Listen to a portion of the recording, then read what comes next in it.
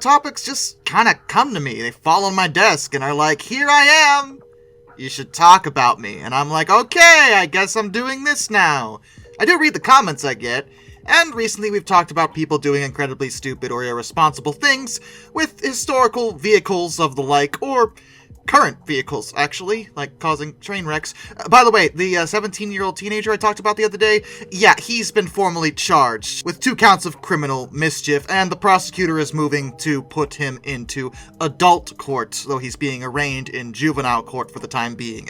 Just wanted to give you a quick update on that.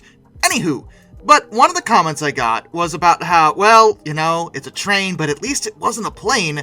No one would possibly do that. Intentionally crash a plane for clout? That's silly. You fools. That has actually happened before. I didn't talk about it at the time because, well, frankly, I wasn't making videos like this back then.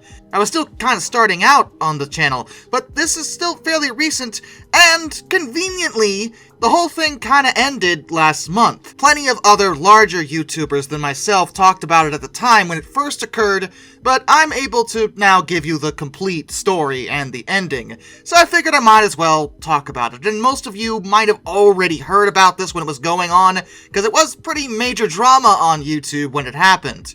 I'm talking, of course, about Trevor Jacob intentionally letting his plane crash for YouTube. Like a complete and utter buffoon. Now, before we get to the actual incident, who the heck is Trevor Jacob? Well, he was born August 6, 1993, currently the age of 30. Though, actually, he's about to turn 31. And he didn't start his career on YouTube. He was an Olympian.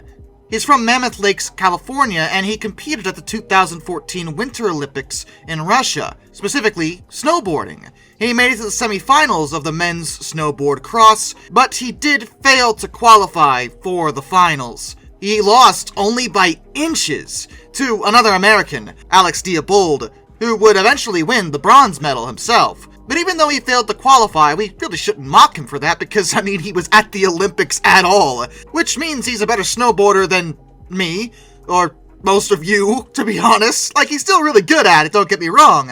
And he did go on to compete in snowboard cross at the Winter X Games in 2014, 2015, and 2016 in Aspen, Colorado, finishing in 5th at the 2016 competition. He also competed in the 2013-14 FIS Snowboard World Cup, and he won the snowboard cross event held on January 11th, 2014. So like I said, he's good at snowboarding, but that wasn't even all he did. He was really into athletics, particularly daredevil-related things. He skateboarded, he surfed, he was a BMX rider, motocross, and he did some mixed martial arts. And one can't help but somewhat respect his athletic drive. But one thing he really liked to do was skydive. And in addition to the snowboarding content, he would start his own YouTube channel and produce some pretty well-made stuff showcasing his skills, but that's where we get into the incident. The plane accident. And by accident, I mean not an accident at all. The plane was intentionally crashed because Trevor wanted to garner attention to what he was doing. Now, he was in possession of a private pilot certificate, sometimes just called a pilot's license, to actually fly a plane, and he did own an aircraft. It was a Taylorcraft BL-65, and that plane is a lot older than you would think. The Taylorcraft B, the whole line, dates back to the 1930s, and they're one of the most successful lines of aircraft in history. His particular model, the BL-65, wound up with 2,400 members produced by the time production ended, and it is considered a vintage aircraft, so there is some historical value, but with them so numerous, it's not like a lot of historical value. There are already some in museums and the like, and as you can see, some still flying. Well, were still flying, this one isn't. The aircraft was registered as NC-29508. The incident took place on November 24th, 2021.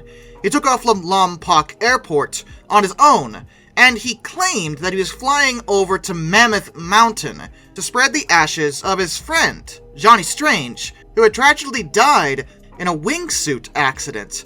And already, this is kind of giving me the no vibes, because are you really using the death of your friend to make this look more legitimate? Is that happening right now? Yo, That's really messed up. I'm not even sure those are actually Johnny's ashes.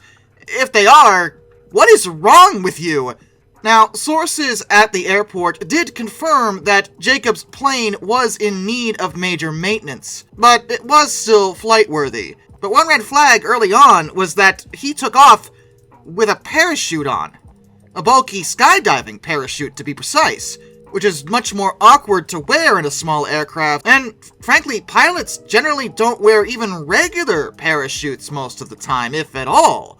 That's not normal, because whenever you're flying a plane, for one thing, parachutes are heavy, awkward, and tend to get in the way and make things uncomfortable, and for two, if a plane runs into problems, jumping out is usually the last thing you should consider doing. There are a lot more options available to you that involve not just abandoning the plane. So that was bizarre from the get-go. The aircraft was also outfitted with multiple digital cameras to film the flight, and Jacob brought a selfie stick, because of course he did. Once he got to altitude, the engine appeared to lose power, and Jacob proceeded to swear and seemed to not really know what was going on. Oh my goodness, it's so weird, you guys! My plane, it's not working! And so he jumps out and parachutes to the ground. What? This is continuing our train of red flags when we talk about something like this. See, whenever a plane loses power at altitude, there's a whole list of things a pilot is supposed to do in order to, fix the problem. There are multiple options available to you, such as, for example, trying to restart the engine.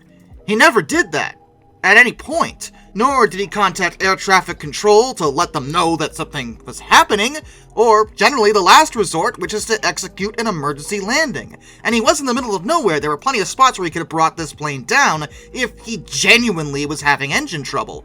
But he never did any of that, since I'm fairly confident the plane never actually had any engine problems. Pretty sure the engine was actually fine. Maybe it did need some maintenance, but it was running, and it probably would have kept running had he not shut it off himself. But no, he jumps out and films the plane crashing into the ground, he himself landing, getting some minor injuries, walking to the crash site, showing it off, and hiking out of the area.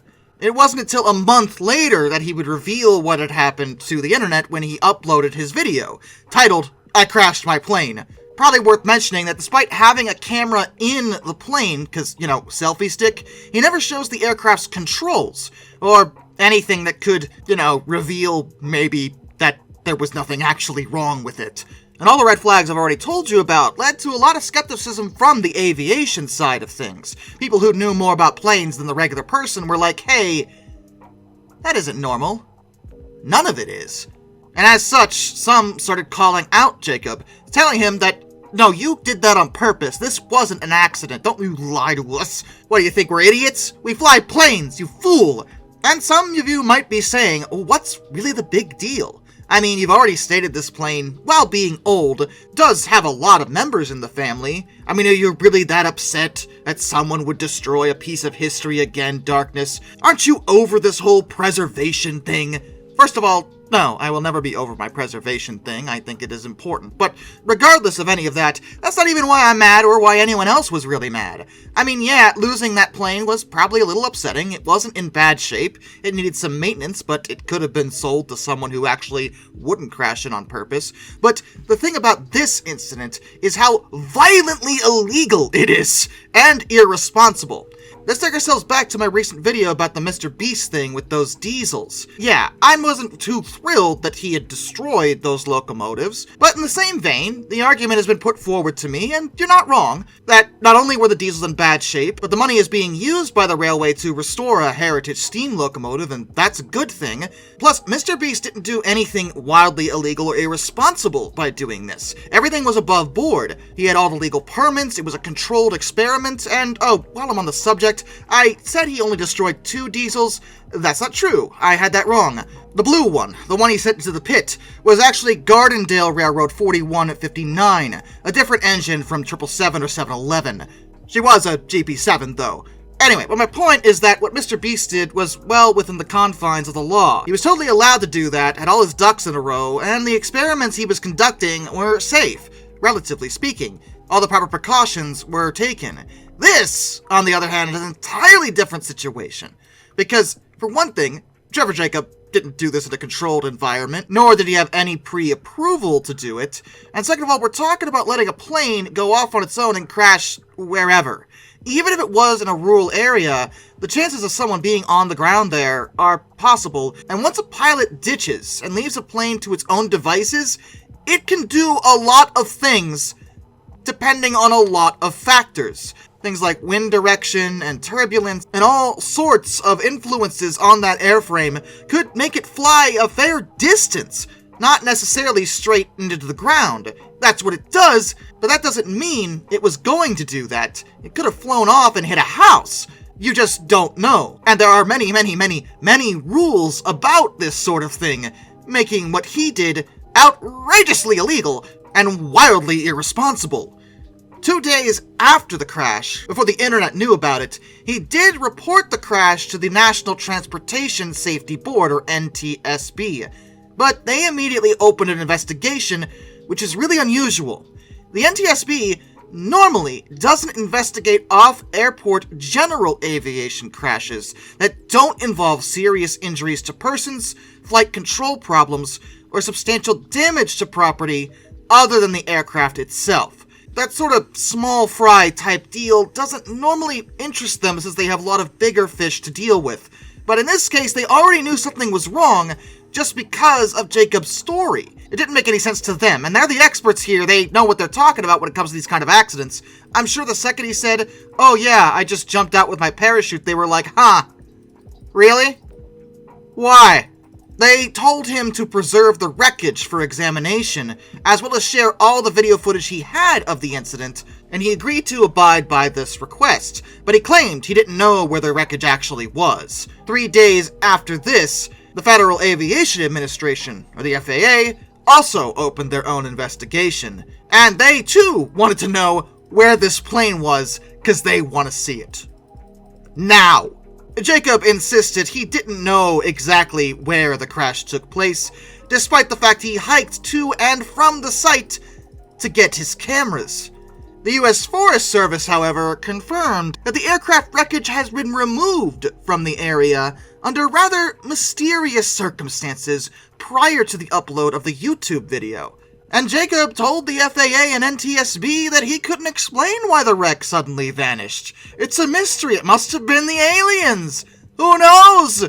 They came down from the sky and took the remains of the plane. You know, it just happens to people. Just bizarre. It's just funny. Come on, guys. It's not like this is a serious violation of ethical guidelines or laws or anything. Can't you just stop looking into it now? Well, they didn't.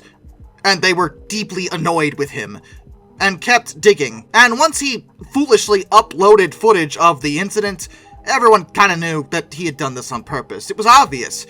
By April of 2022, the FAA themselves determined that Jacob had abandoned the aircraft solely to film the crash, on purpose, so he could have more content for his YouTube channel. Their report cited his opening of the cabin door prior to the purported engine failure, the lack of any attempt to execute an emergency landing, contact air traffic control, restart the engine, and the fact that his personal unsupervised recovery of the onboard cameras and the aircraft wreckage was deeply suspect. Yeah, he had been lying about the whole not knowing where the crash was.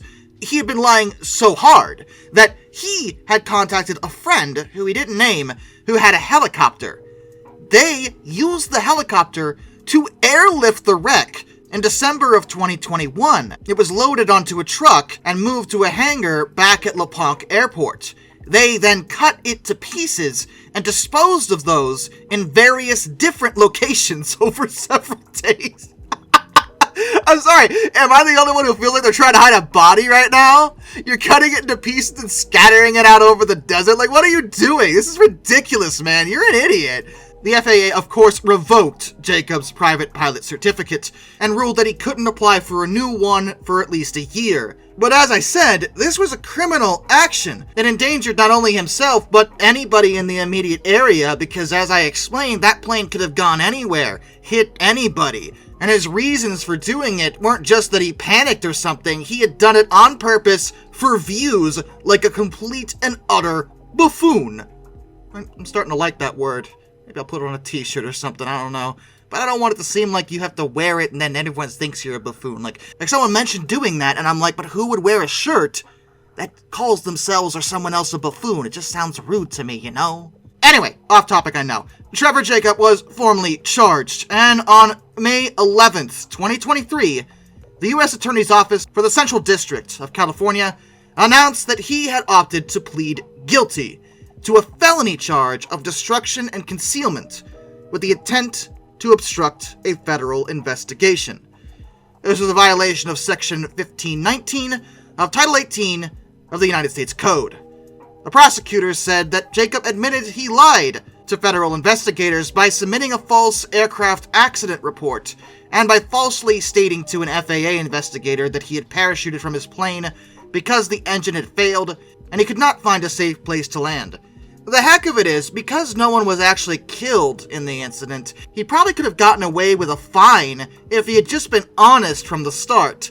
If he told the federal investigators that he did this for clout and stuff, they would have been pretty steamed with him, but he likely wouldn't have had to go to jail over it. They would have called him an idiot and demanded a bunch of money, and they would have definitely suspended his pilot certificate either way. But because he lied, he was now facing jail time. And in court, he admitted that he intentionally crashed the plane to gain notoriety and to make money. I don't know about the making money part anymore, but you definitely gained notoriety. He went on to say that the reason he was pushing for so many views in this video is that a wallet manufacturer, known as The Ridge, had sponsored it, so he wanted more commissions from them. Because when I think wallets, I think intentionally crashing my plane like an idiot. Bro, with the plea deal in place, on December 4th, 2023, U.S. District Judge John F. Walter sentenced Trevor Jacob to 6 months in prison with a scheduled start date of January 29th, 2024.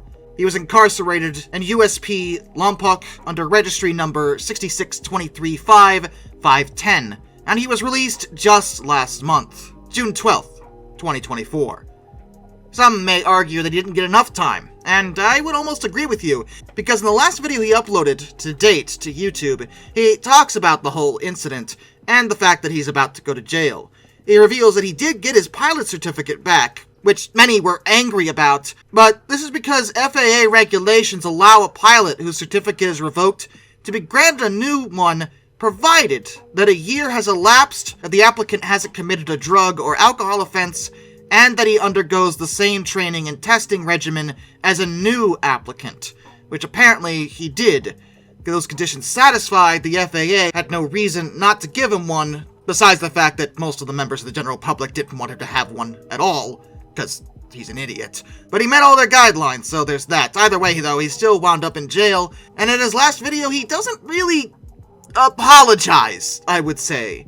It basically goes into detail about how this was a real wake-up call and it needed to happen, and how he told the judge that he had gotten poison oak when he landed out there, and that hurt him for several days. It was terrible, and it made him realize that it was a bad idea to do that, and that this is all about growing and learning and becoming a better person. You know, looking back, that this whole chapter is kind of closing, regardless of what's going to happen. It has really built me. And whatever happens from here on out in the future, I'm like, I had to go through this to learn. I had to go through this to really grow as a person. And I've tried to explain that to people. Some get it, some don't. But I'm like, this was all meant to be. Like, this had to happen to me. Like, it was either going to be this or something way worse. Like, as far as just, you know, a wake-up call from the universe. And you know, you gotta get beaten down and broken down to come back stronger. You know, the most lush forests have to burn to the ground to come back even greener, and I see this being very similar to that. I didn't know that a human being could go through this. I didn't know that I could feel the things that I've felt and endure the suffering and pain that this has caused me, but I needed it. I deserved it. I wrote in my letter to the judge that maybe I'll be able to share publicly someday that, you know, when I was walking out of that plane wreckage, there was, you know, I was covered head to toe in poison oak. I knew it, but I didn't know until a couple days after that for the next 2 months, I would miserably suffer from head to toe in Poison Oak. And I told, Judge Walter in my letter, like, I deserved that. It felt horrible. I was like, there's people out there trying to save lives and do important things to uplift society, and I'm sitting here, I just purposely jumped out of this plane, let it crash into the ground, and now I'm stranded in the wilderness. I'm an idiot, And I think that's what I felt. And then I'm covered in Poison Oak, and just to be on record and say, as soon as I landed in the bushes from that plane crash, I began a real adventure. Like, that was real. Everything that I tried to express on camera, I almost fell off a 300-foot cliff. I was covered head to toe in Poison Oak. My water canister exploded in the plane. I had no food. I had no phone service. I hiked for like 15 miles down this mountain, not knowing that I would even live. All of that was very, very real. And I was terrified. I was scared. Like, the ranchers that ended up finding me, that was all real. That was like, I was drinking out of the cow pond that was just cow poop water. Like, this is just muddy cow poop water, and I'm sipping out of cow poop water. Like, that's all legit. That's all real. I was terrified for my life. But all of that built me, I literally collapsed to my knees. I didn't film this, but making it back to where I ended up seeing the ranchers, I collapsed. I could not walk any further. I could not make it any further. I was just completely depleted. But I guess overall, that's what I'm trying to say for this whole entire situation metaphorically, is that beat me to my knees. This situation has beat me to my knees, or beat me onto my face flat in the dirt. And it's what I will need to progress and to become a man for the future, and to be a good person, and to be a good role model. And I'm not afraid to say, like, I screwed up. Dude, people make mistakes, you're right. But not every person intentionally crashes a plane for YouTube clout. Also, your statement about regretting it immediately might mean a lot more if you didn't edit and upload the video of the crash a month after it. Like, if you regretted it immediately, you wouldn't have uploaded it at all. I doubt this would have gone as far as it did if you didn't actually do that. But everyone was talking about you, which I know is what you wanted, but frankly, the statement that there's no such thing as bad publicity isn't necessarily true. Instead of being known as the guy that had a respectable and successful career as an athlete and daredevil, you're now known as that fool that crashed his plane on purpose to get attention. You can't undo that anymore. Oh, and now you're a felon too, on top of it. Good work. And with that, a special thank you goes to all my underwater trained finders. Some Dude 267, Orange Glass, Benjamin Owens, Anzac A1, Arthur Roy, Jack Carson's Road Videos, Lord R444, Isurfer 1405, Charles Kwiatkowski, Matt Weaver, Tom Red Lion, NS Productions 8104, Wheeljack 8401, Rescues Greyhounds, The Baxter, Caleb Crosswhite, Andrew Bowen, Josh Johnson, Caleb Rainwaters, Prez Drenton, Master of None, Travis Zielinski, Jared Brussel, JBL Explorers, Tommy Rossini, Ben Mikola, Panzer Kitson 131, Just 232, Mark Holding, G Wiz, Mr. Terevel, Hayton DeGrow, Metal for Life Guy, No, Kurt Forkum, Ohio Trucker 1, Mr. Sleepy, DM Tribal Typhoon, Harry, Drew Debris, George Kenny, Kevin Wood, Liam Wright, Morris Hillman Productions, NJ1969, Hendrick Motorsports Fan 5, Hannah Bird, Western Colorado History, Ryan Wehofer, DeRoushi, Murder Drones Doll, Your Mom Liked It, Windy City Rails, A Person 723, William Nemo, Dr. Racer 78, Shimasu, and of course, my dad. Till next time, this is Darkness, and I bid you all a fun farewell.